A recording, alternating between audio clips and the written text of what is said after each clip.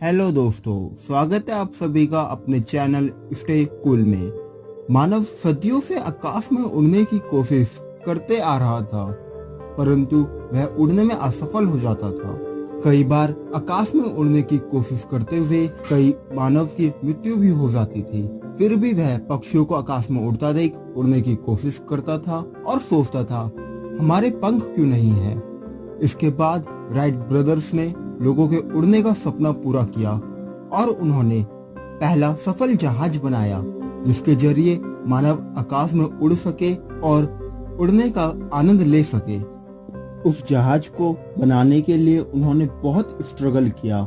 आज मैं इस कहानी में आपको उनके स्ट्रगल के बारे में बताने जा रहा हूँ। विल्बर राइट और ओविल राइट ब्रदर्स के नाम से जाने जाते हैं। विल्बर राइट का जन्म 16 अप्रैल 1867 और ओविल राइट का जन्म 19 अगस्त 1871 में हुआ था।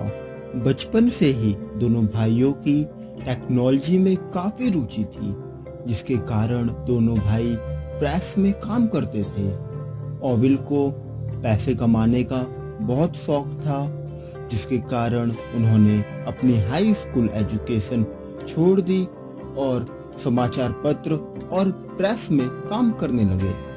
हाई स्कूल के बाद विल्बर राइट बीमार होने की वजह से हायर एजुकेशन नहीं प्राप्त कर पाए और उन्होंने भी हाई स्कूल के बाद एजुकेशन छोड़ दिया और फिर दोनों भाई प्रेस में काम करने लगे। प्रेस में काम करते हुए दोनों भाइयों की टेक्नोलॉजी में काफी रुचि होने लगी और फिर दोनों भाई टेक्नोलॉजी की तरफ बढ़ने लगे। प्रेस में काम करने के बाद दोनों भाइयों ने साइकिल रिपेयर करने की दुकान खोली और फिर दोनों भाई साइकिल रिपेयर करने लगे।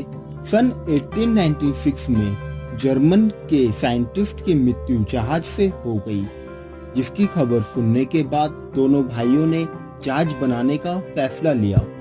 जब इन्होंने जहाज बनाने का फैसला लिया, तब इनकी टीम में ऐसा कोई भी व्यक्ति नहीं था जिसके पास कोई हायर एजुकेशन हो और इनके पास कोई फंडिंग भी नहीं थी।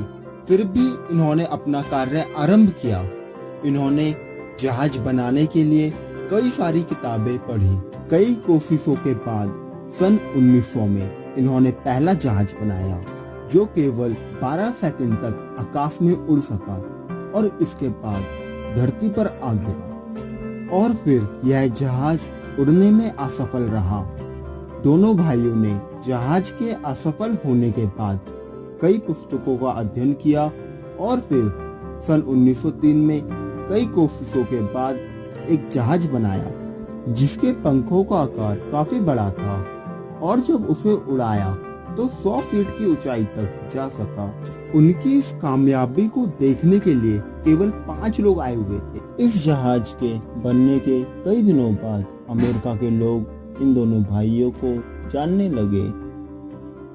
इन दोनों भाइयों ने सन 1909 में अमेरिका में पहली फ्लाइंग मशीन कंपनी का स्थापना किया।